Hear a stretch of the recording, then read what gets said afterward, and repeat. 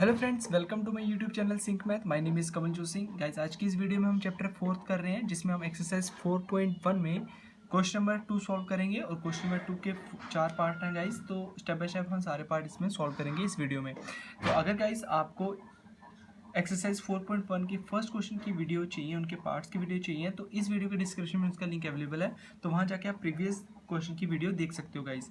और question start करने से पहले गाइस, जो पहली बार मेरी वीडियो को देख रहे हैं तो प्लीज़ चैनल को सब्सक्राइब कीजिए और बेल आइकन को प्रेस कीजिए, ताकि आपको नए नए क्वेश्चन की नोटिफिकेशन मिलती रहे। चलिए move to the question guys. Question में सेकंड है, represent the following situation in the form of the quadratic equation. तो गाइस, आपको जो भी पार्ट्स इस क्वेश्चन में है, तो आपको क्या करना है, सिर्फ उनको सॉल्व कर कर उनकी इक्वेशन सिर्फ मेंशन करनी है, उनको फर्दर उसकी वैल्यूज नहीं निकालनी। ठीक है, सिर्फ इक्वेशन तक उनको छोड़ देना है। ठीक है, चलिए। तो पहला क्वेश्चन था, area of the rectangle plot is 528 metre square. ठीक है, तो आप देखते हैं कि रेक्टेंगल की बात की यहाँ पर, तो मैं एक रेक्टेंगल बना लेता हूँ यहाँ पर। ठीक है, तो रेक्टेंगल में क्या होता है, आपकी लेंथ और ब्रेथ होती है, तो इसका एरिया क्या हो जाता है गाइस, एरिया ये हो जाता है इसका लेंथ इनटू ब्रेथ। तो इसमें बोला हुआ है कि जो एरिया है रेक्टेंगुलर प्लॉट का, तो वो दिया हुआ है, मतलब एल इंटू भी दिया हुआ है, कितना 528 मीटर स्क्वायर है गाइस। ठीक है, बोला था length of the plot is 1 more than twice is breadth. तो लेंथ जो है उसमें चेंज आ रहा है। चेंज किसके अकॉर्डिंग आएगा, ब्रेथ के अकॉर्डिंग आएगा। तो लिखा ना, the length of the plot is 1 more than twice is breadth. तो जितनी ब्रेथ है उससे क्या होगा, एक तो 1 मोर देन होगा और उससे ट्वाइस होगा। ठीक है, तो मतलब हमें फाइंड यहाँ पर क्या करना है, फाइंड करना है लेंथ और ब्रेथ फाइंड करनी है। ठीक है, तो यहाँ पर मैं क्या लूँगा, मुझे दिख रहा है कि मेरे ब्रेथ में कोई चेंज नहीं है बट लेंथ में चेंज है, तो मैं ब्रेथ को कांस्टेंट एक वैल्यू ले लेता हूँ। तो मैं लेता हूँ let the breadth equal to x metre ले लेता हूँ मैं इसको। ओके गाइस, तो लेंथ क्या हो जाएगी इसकी, तो लेंथ अच्छे से देखना, लिखा है the length of the plot is 1 more then. तो जिसमें 1 मोर देन, मोर का क्या मतलब है, मोर देन का कि ऐड हो रहा है उसमें, तो 1 उसमें ऐड हो रहा है, तो मैं लिख दूंगा इक्वल टू जो +1, तो 1 ऐड हो रहा है। 1 more than twice is breadth, तो जितनी ब्रेथ थी वो उससे ट्वाइस कर देनी है, तो ब्रेथ इसकी x थी, तो कितनी हो जाएगी 2x। तो 1 more than twice its breath. ठीक है गाइस, चलिए हमारे पास वैल्यूज आ चुकी हैं। तो अगर देयरफॉर अब हमें पता है कि जो फॉर्मूला अकॉर्डिंग टू क्वेश्चन, हमें पता क्या होता है कि एल इन टू बी हमें दिया हुआ है, कितना दिया हुआ है, 528 दिया हुआ है। राइट गाइस, इतनी वैल्यू हमें पता है। तो एल किसके बराबर है, एल है हमारा 2x+1, और ब्रेथ किसके बराबर है, x के बराबर है, multiply x equal to 528। Okay guys, चलिए अब इसको मल्टीप्लाई करते हैं, तो 2x into x 2x² plus x into 1 x equal to 528। Okay, तो 2x² प्लस x, इसको मैं सेट लेके आऊँगा, -528 इक्वल टू 0। तो गाइस, ये मेरी इक्वेशन आ चुकी है, जिसको मैं बोल सकता हूँ कि क्वाड्रेटिक इक्वेशन मेरी आ चुकी है। अब इसको फर्दर सॉल्व नहीं करना, क्योंकि क्वेश्चन की स्टार्टिंग में यही बोला हुआ था कि जो भी हमारी सिचुएशन आएगी उनको सिर्फ हमने क्वाड्रेटिक इक्वेशन के फॉर्म में हमें लिख के बताना, और हमने लिख के बता दिया। इससे आगे जो वैल्यू सॉल्व करेंगे गाइस, तो मैं जो आगे वाली एक्सरसाइज हैं, तो वहाँ पर मैं बताऊँगा कि आपके पास 2 मेथड्स आएंगे, स्प्लिटिंग द मेथड और एक जिसमें हमने x की वैल्यू रूट्स निकालते हैं, तो वो हम आगे जो आगे वाली एक्सरसाइज आ रही है वहाँ पर सॉल्व करेंगे। तो इन अभी के लिए हमें सिर्फ इक्वेशन बना के देखनी है। ठीक है, तो हम लिखेंगे 10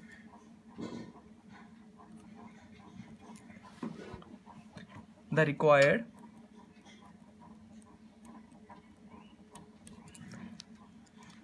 quadratic equation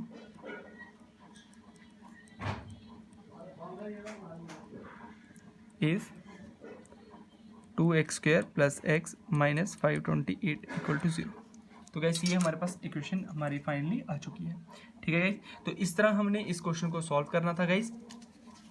तो ये था इस क्वेश्चन का आंसर। चलिए, तो अब हम क्या करेंगे, इसका अगले पार्ट की नेक्स्ट पार्ट को सॉल्व करेंगे इसमें। ठीक है गैस, तो नेक्स्ट पार्ट कुछ इस तरह है इसका कि,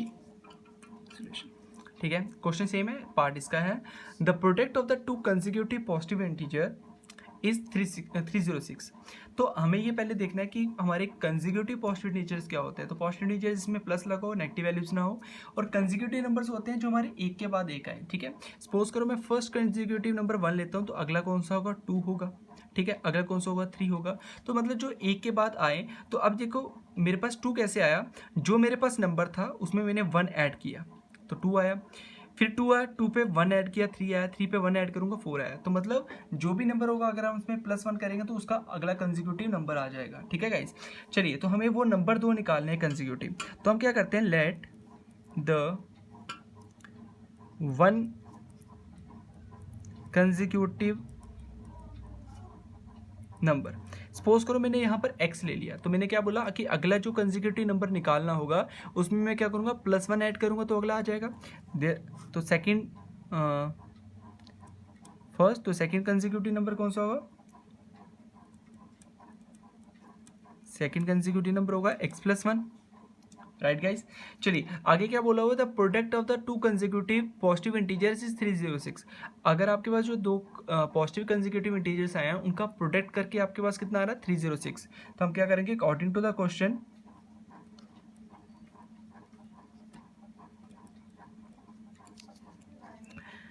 x times x+1 equal to कितना आ जाएगा हमारे पास, 306 आना चाहिए। चलिए इसको सॉल्व करते हैं, x² + x इक्वल टू 306 आएगा गाइस। तो इसको मैं इस साइड लेके आ जाऊंगा 0। तो ये देखिए, ये था इस क्वेश्चन का आंसर गाइस। इस पार्ट का सिर्फ हमें इक्वेशंस बना के मेंशन करके लिख देना है यहाँ पर। ठीक है, तो हम लिखेंगे 10 the required quadratic equation is x² + 1 - 306 equal to 0। ठीक है, सॉरी x² + x आया। ठीक है, तो ये था इस क्वेश्चन का आंसर गाइस। चलिए अब हम नेक्स्ट पार्ट को सॉल्व करते हैं। चलिए तो नेक्स्ट पार्ट था गाइस कि अब हमारे पास कुछ एजेस के क्वेश्चन आ रहे हैं, तो हम उनको देखते हैं। इसमें क्वेश्चन में बोल रहा है कि Rohan's mother is 26 year older than him, the product of their ages in years 3 years from now will be 360, we would like to find Rohan's present age. चलिए तो पहले मैं लिख लेता हूँ, जो हमें एज फाइंड करनी है पहले मैं उसको लिख देता हूँ। तो रोहन की हमें प्रेजेंट एज फाइंड करनी है, तो हम लिख देते हैं let the present age of Rohan, तो उसको मैं लिख देता हूँ x ईयर्स। ठीक है गाइस, तो रोहन की प्रेजेंट एज हमारे पास क्या आ गई, x ईयर्स आ गई। अब इसमें बोला क्या हुआ है कि Rohan's mother is 26 older than him, तो मतलब रोहन की जितनी भी एज होगी उसकी मदर जो है वो उससे 26 ईयर ओल्डर देन है। ठीक है, तो सपोज करो मैं एग्जांपल के तौर पे यहाँ पर ले लेता हूँ कि अगर रोहन की एज है हमारी 3 ईयर्स, तो रोहन की मदर की कितनी होगी, रोहन की मदर की होगी 29। क्यों, क्योंकि वो उनसे 26 ईयर ओल्डर हैं, उनसे बड़ी हैं। ठीक है ना, तो अगर तो उनकी x है तो रोहन की मदर कितनी होगी, 29 होगी उनकी। ओके, तो इसी तरह अगर रोहन की एज अगर x है तो रोहन की मदर की कितनी होगी, तो रोहन की मदर की एज हम लिख लेते हैं देयरफॉर मदर्स एज जितनी रोहन की थी प्लस 26 कर देंगे। इस पे भी हमने यही किया था ना कि अगर उसकी एज 3 इयर्स है तो रोहन की मदर की एज कितनी होगी, रोहन की जितनी रोहन की एज है उसमें से 26 ऐड किया था तभी 29 आया था। राइट, तो इसमें भी यही किया हमने। आगे पढ़ते हैं, the product of their edges 3 years from now, तो प्रोडक्ट करना है उनके एजेस को आज से 3 साल के बाद जितनी एज होगी। सपोज कि आज रोहन की एज 3 साल है, तो 3 साल के बाद कितनी होगी उसकी एज होगी 3 साल के बाद 6 ईयर्स। ठीक है ना, और आज रोहन की मदर अगर 29 की है तो 3 साल के बाद इनकी एज कितनी होगी, 3 साल के बाद उनकी होगी 32। राइट, तो 32 उनकी एज होगी। ओके, चलिए तो फिर क्या करना है, फिर बोल रहा है कि 3 साल के बाद जितनी एजेस आएंगी उनकी उनको मल्टीप्लाई करना है और वो 360 के इक्वल बताया हुआ है। ठीक है, चलिए यही करते हैं हम लिखते हैं आफ्टर 3 years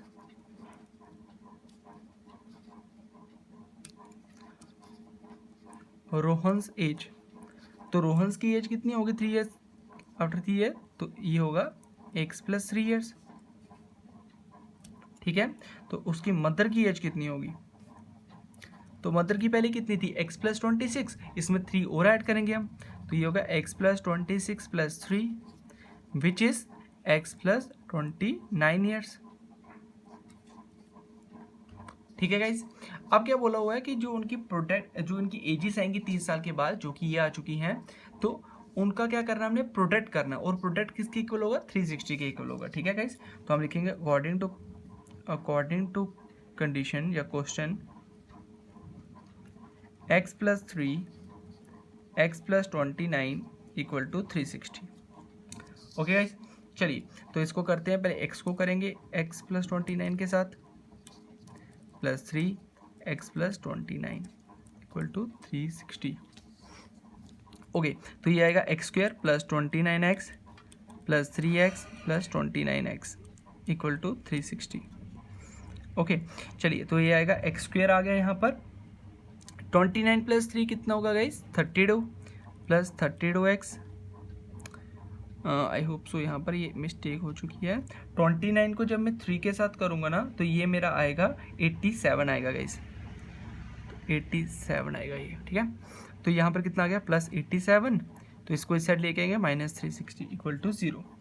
तो लास्ट ऑफ द इक्वेशन आएगी एक्स स्क्वायर प्लस 32 तो माइनस 273, इन दोनों को जब हम सब्ट्रैक्ट करेंगे तो 273 आएगा इक्वल टू 0। तो ये मेरे पास फाइनल इक्वेशन आ चुकी है। ठीक है, तो मैं क्या लिखूँगा, 10 the required quadratic equation is x square plus 32x minus 273 equal to 0। तो ये मेरे पास गाइस लास्ट की एक इक्वेशन आ गई, क्वाड्रेटिक इक्वेशन। ठीक है, तो ये था हमारा क्वेश्चन नंबर 2 का पार्ट नंबर 3। चलिए गाइस, तो इस क्वेश्चन के लास्ट पार्ट की तरफ चलते हैं। तो लास्ट पार्ट था इसका, क्वेश्चन नंबर 2 का 4th पार्ट था। तो गाइस क्वेश्चन नंबर 2 का 4th पार्ट है ये कि अ train travel eight A distance of 480 kilometre eight uniform speed. तो एक ट्रेन है जो इतनी डिस्टेंस ट्रेवल कर रही है एक यूनिफॉर्म स्पीड से। If the speed had been 8 kilometre और per hour less then it would have taken 3 hour मोर। तो अगर उसकी स्पीड को हम क्या करें, 8 किलोमीटर पर आवर हम कम कर दें, तो वो कितना लेगा, वो 3 और मोर लेगा। तो मैं इसकी एग्जांपल के तौर पे समझाता हूँ। अगर आप 2 किलोमीटर का डिस्टेंस ट्रैवल कर रहे हैं और आपको 10 मिनट लग रहे हैं, ठीक है, 2 मिनट का डिस्टेंस ट्रैवल कर रहे हो, 10 मिनट लग रहे हैं, तो अगर मैं आपकी स्पीड को कम कर दूं, ठीक है, तो ऐसे कह सकते हैं कि आप 10 किलोमीटर पर आवर की स्पीड से जा रहे हैं, तो आपको 2 घंटे लग रहे हैं। ठीक है, तो मैं ऐसे ही समझाता हूँ। अगर आप यहाँ से लेकर यहाँ पर जाते हैं और आप जा रहे हैं कि सपोज करो 10 किलोमीटर पर आवर की स्पीड से जा रहे हैं, ठीक है, और आपको टाइम लग रहा है 2 घंटे, तो अगर आपकी स्पीड को मैं कम कर दूं, मतलब 5 किलोमीटर पर आवर की स्पीड से आप कर दूं, तो आपको टाइम कितना लगेगा, ज़्यादा लगेगा, ऑब्वियस है। अगर आपकी स्पीड कम होगी तो आपको ज़्यादा टाइम लगेगा अपनी डेस्टिनेशन कंप्लीट करने के लिए। ठीक है ना, तो उसी तरह अगर इसने 8 किलोमीटर पर आवर अपनी स्पीड कम कर दी, तो इसको टाइम कितना लगेगा, ज़्यादा लगा, जो कि इसने बताया हुआ है कि उसको 3 घंटे ज़्यादा लगेंगे वही डिस्टेंस कवर करने के लिए। ठीक है, तो हमें फाइंड करना है कि स्पीड क्या होगी ट्रेन की, तो जो हमें फाइंड करना होता है हम वही लेट कर लेते हैं पहले। ठीक है, तो इस क्वेश्चन में भी यही करेंगे, solution let the speed of the train equal to, तो यहाँ मैं ले लेता हूँ x किलोमीटर पर आवर ले लेता हूँ इसको। ठीक है गाइस, चलिए तो यहाँ पर आपको क्या है, डिस्टेंस जो भी आपको क्वेश्चन आएंगे 10th क्लास में, तो अगर डिस्टेंस ट्रेन वाले क्वेश्चन आए, डिस्टेंस वाले क्वेश्चन आए ना, तो आपको एक फॉर्मूला याद रखना है कि टाइम इक्वल टू क्या होता है, डिस्टेंस अपॉन स्पीड। इस फॉर्मूले से आपके सभी क्वेश्चन इस तरह के निकल जाएंगे। ठीक है गाइस, चलिए तो टोटल डिस्टेंस कवर्ड कितना किया उसने, डिस्टेंस कवर्ड कितना किया उसने, 480 किलोमीटर किया, 480 टोटल डिस्टेंस उसने कवर किया यहाँ पर। ठीक है, अब हमें अभी मैंने आपको बताया कि हमें ये फॉर्मूले के अकॉर्डिंग चलना है। तो अगर उसने इतनी स्पीड थी और इतना डिस्टेंस कवर किया, तो टाइम कितना लगा होगा उसको, time equal to distance upon speed. ठीक है ना, तो टाइम को मैं क्या ले लेता हूँ, टी ले लेता हूँ, तो टी किसके बराबर आएगा, डिस्टेंस कितना था 480 और स्पीड कितनी थी उसकी, एक्स आई थी। ठीक है गाइज। तो यहाँ पर ये हमारे पास टाइम आ गया। अब ये तो हमारा केस फर्स्ट था। अब सेकंड केस में क्या बोल रहा है, सेकंड केस में क्या बोल रहा है कि अगर उसकी स्पीड को मैंने 8 किलोमीटर कम कर दिया, ठीक है, तो स्पीड कितनी रहेगी, पहले उसकी थी x थी, तो x में से मैंने 8 कम कर दिया, तो उसकी स्पीड कितनी होगी, x minus 8 kilometre per hour, right. तो उसको फिर टाइम कितना लगा होगा, तो अगर डिस्टेंस तो सेम ही है ना, उसने बोला है कि if the speed had been 8 kilometre less it would have taken 3 hour more to cover the same distance. वही डिस्टेंस ट्रेवल करने को उसको 3 घंटे ज़्यादा लगते हैं, ठीक है। तो पहले मैं देख लेता हूँ कि टाइम टेकन कितना होगा उसको। तो टाइम टेकन कितना होगा, डिस्टेंस हमारा सेम है 480 अपॉन, तो स्पीड कितनी थी x माइनस 8, ठीक है। चलिए अब हम क्वेश्चन की तरफ चलते हैं कि क्वेश्चन क्या कह रहा है। अकॉर्डिंग टू क्वेश्चन कि देखिए अगर मैंने टाइम बढ़ा मेरा, तो टाइम इंक्रीज हुआ, 3 घंटे बढ़े, और क्या हुआ, स्पीड उसमें से 8 किलोमीटर कम होगी, ठीक है गाइज। तो ये मेरे करने का समझाने का मतलब था कि अगर मैंने टाइम इंक्रीज किया, देखा ना, तो time it would have taken 3 hour मोर, 3 और 3 घंटे उसको ज़्यादा लगे। तो जितना टाइम था हमें, जो ये टाइम था, उससे 3 घंटा ज़्यादा लगेंगे अगर मैं उसकी स्पीड को 8 किलोमीटर कम कर देता हूँ, ठीक है गाइज। तो ऐसी आपकी इक्वेशन बननी है, अगर उसकी स्पीड को 8 किलोमीटर कम कर दें तो हमें 3 घंटे ज़्यादा लगेंगे, जितना टाइम था उससे 3 घंटे हमें ज़्यादा लगे, ठीक है। तो वैल्यू डाल देते हैं यहाँ पर। चलिए तो वैल्यू डाल देंगे यहाँ पर। तो वैल्यू किस तरह डालेगी, ये आएगी, टी की क्या थी, 480 upon x plus 3 equal to 480 upon x minus 8, ठीक है।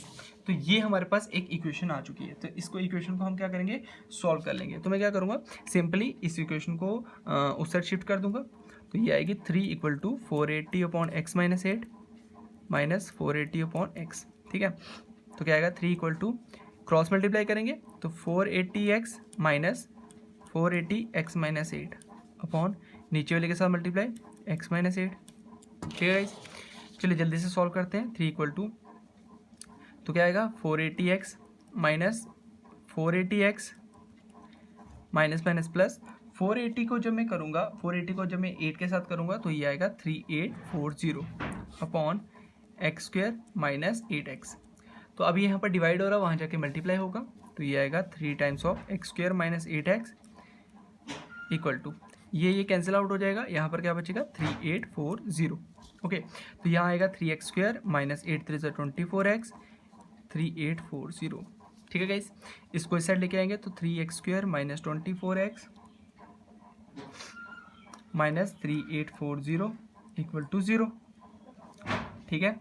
तो ये था इसकी रिक्वायर्ड इक्वेशन गाइस। अगर आप चाहो तो इसको 3 कॉमन भी ले सकते हो। अगर मैंने 3 कॉमन लिया तो ये आएगा x square minus 8x minus 1280, जब इससे कॉमन लोगे तो इक्वल टू 0। तो ये 3 यहाँ पर मल्टीप्लाई हो रहा है, वहाँ जाके डिवाइड हो जाएगा। तो रेस्ट ऑफ द इक्वेशन आपके पास आएगी x square minus 8x minus 1820 equal to 0। तो ये गाइस आपके पास लास्ट इक्वेशन आ गई। तो इस इक्वेशन का क्या बोलेंगे हम, thus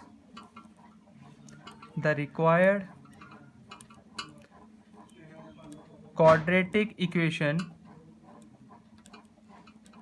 is x square minus 8x minus 1280 equal to 0।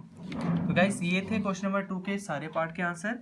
I hope कि आपको वीडियो अच्छी लगी होगी। अगर आपको वीडियो अच्छी लगे तो प्लीज़ सब्सक्राइब कीजिए इस चैनल को, वीडियो को लाइक कीजिए, शेयर कीजिए अपने फ्रेंड्स के साथ, और चैनल को सब्सक्राइब कीजिए, और साथ ही साथ बेल आइकन को प्लीज़ प्रेस कीजिए ताकि आपको नए नए क्वेश्चन की नोटिफिकेशन मिलती रहे। Thank you very much guys.